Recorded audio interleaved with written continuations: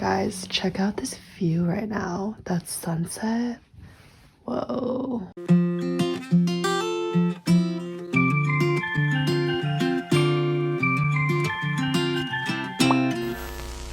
What's up guys, it's Sarah X. Welcome back to my channel. As promised, today I will be showing you guys how I update my Poshmark listings, how I create new ones, the whole process from figuring out what items to list, to how I take the photos, to how I measure, to how I write the description, that whole shebang. Guys, I literally purged so much of my closet. Hopefully this will inspire you guys to clean out your closets, to start listing on Poshmark.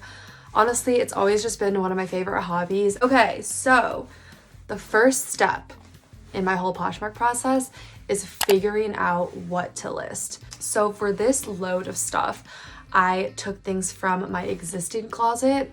So basically, I just go through every single item, do a little bit of a Marie Kondo or whatever, and I'm like, do I love this item? Like, would I wear this piece if I were to go out right now?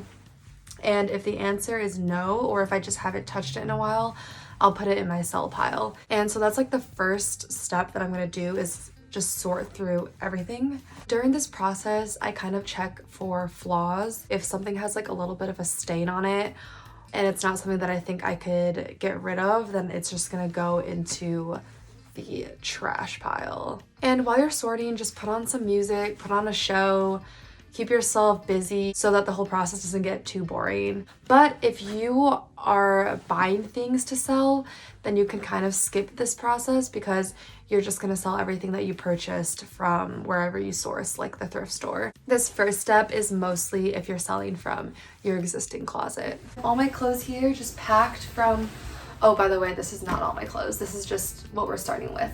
And I'm literally gonna be like, okay, it's cute, I would wear it. I actually do really like this top, so I'm gonna keep it. This top, also very cute, but I have a lot of jackets, and so I'm actually going to sell this one. And sometimes if I can't decide, I try the things on just to like make sure I want to keep it, because like this top I've had forever and I never wear it. It's like a Zara top.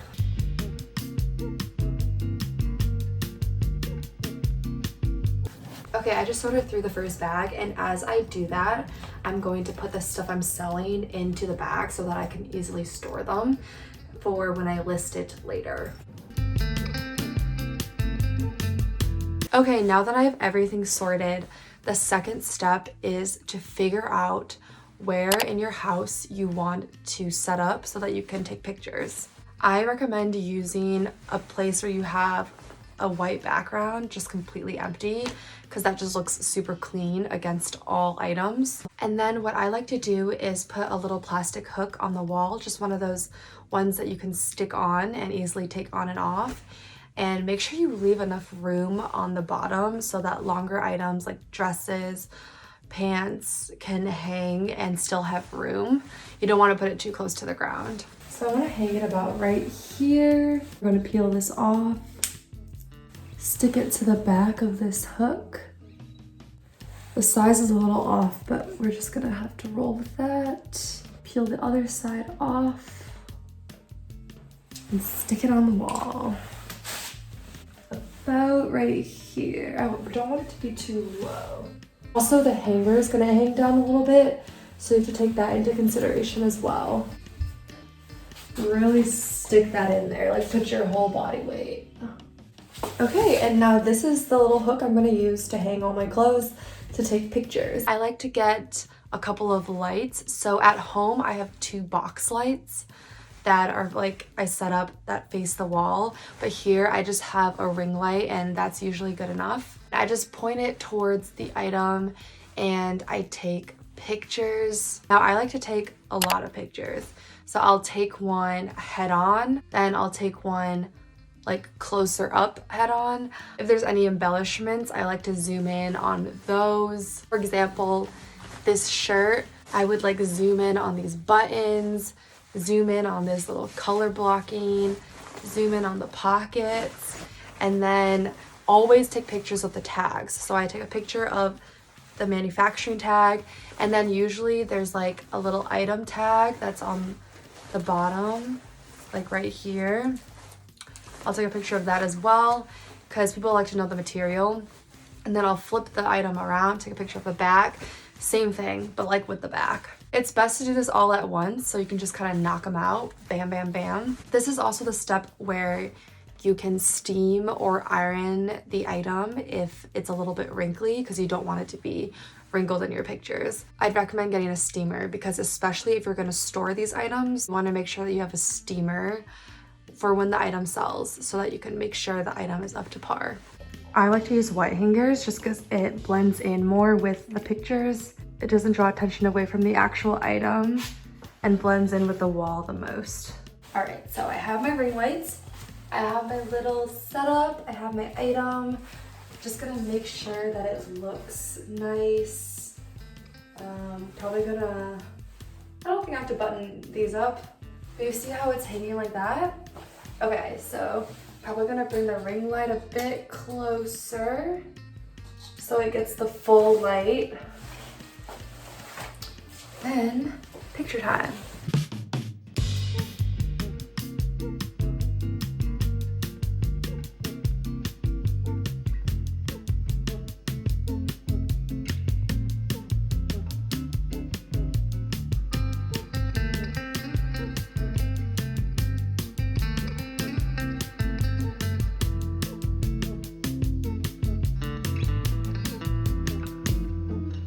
So that's usually the second thing I do. I will take all of my pictures. Once I'm done with taking pictures for the actual items, I move on to the modeling pictures. So I like to also model the clothes that I'm selling for the most part, just so people can see what it looks like on. For that, again, it's good to have a white background. I actually have these curtains in my room that are like a white color, and I think I'm just gonna stand in front of those. Again, have a ring light directly on you. I like to wear jeans when I'm modeling tops just because they like go with everything. If I'm modeling a bottom, I'll just wear like a plain white tank top. And for this step, obviously not everything is gonna fit you. Like you might be selling something that doesn't fit you anymore, and that's okay. That's where the measurements come in handy. Or if you have like a younger sibling or a friend who's a different size, you can get them to model it for you, but not necessary, honestly. This is just like a little extra step that I like to do because I know some people ask to see it on, and I'd rather just knock it out right in the beginning. I just think it makes your closet look more professional and people will ask less questions before buying. Also, make sure that you're taking your pictures square because that's the only aspect ratio that Poshmark allows. So make sure you're taking in square. The modeling part kind of sucks because then I'm sometimes like, oh, I actually want to keep that item.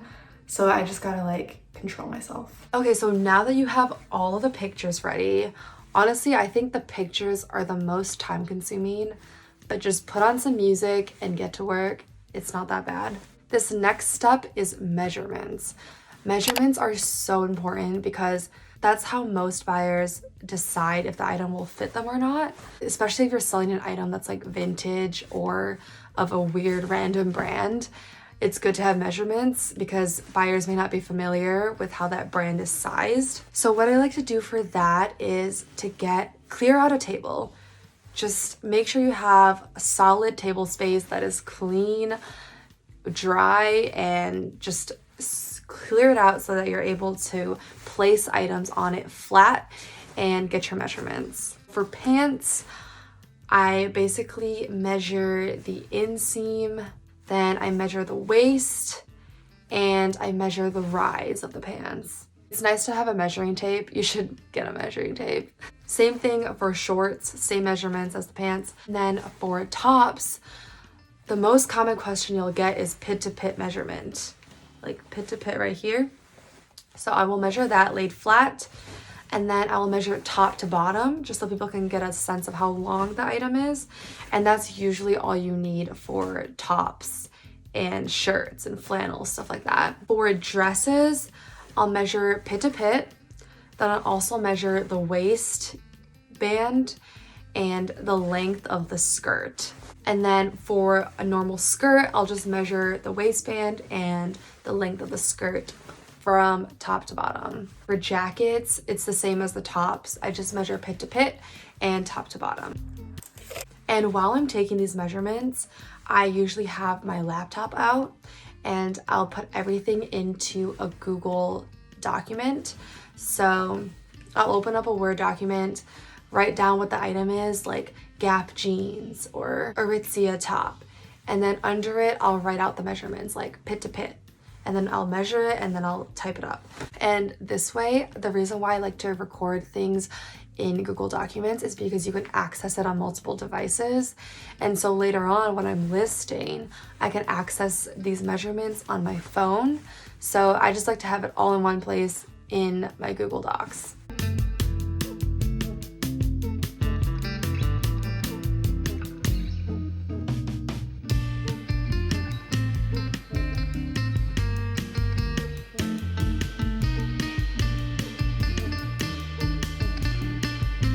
All right, now that you have all your measurements and your pictures, you're ready to write your listing descriptions.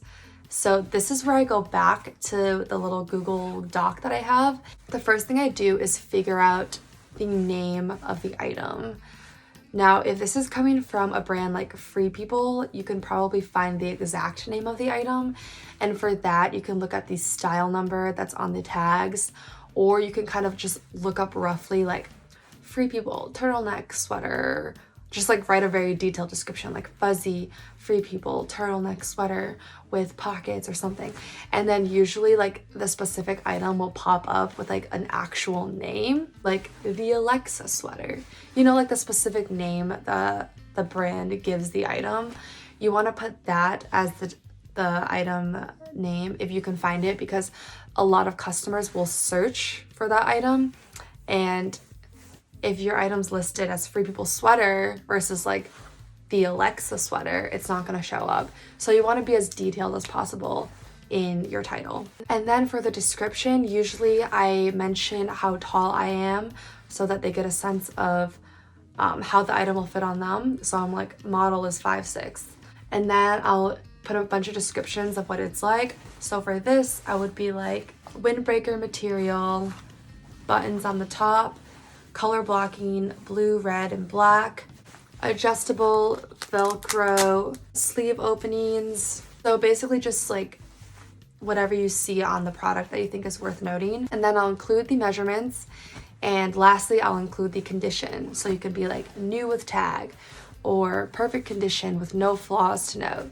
Or you can be like, has a small snag in this area. Just make sure you're very detailed with what you're listing. So once you do that, you have all of your descriptions and measurements set.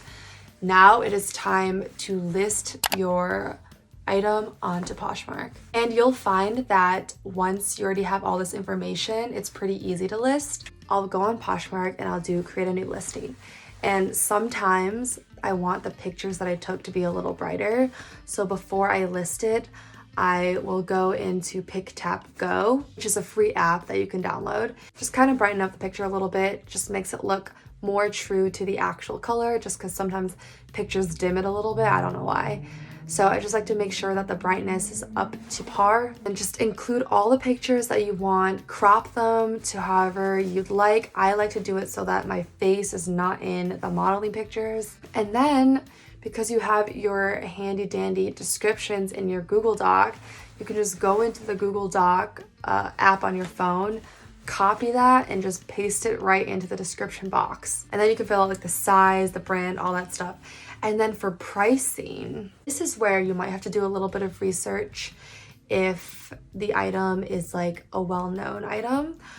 But Poshmark recently came out with this feature where they have a suggested price, and that suggested price is essentially based off of other similar items that have sold on Poshmark, which is actually pretty cool. So they're basically doing the comps for you. They're like, yo, we're taking the average of all Athleta sweaters that have sold, and this is the average of the price sold, and so that's our suggested price. So you can feel free to use that if you want.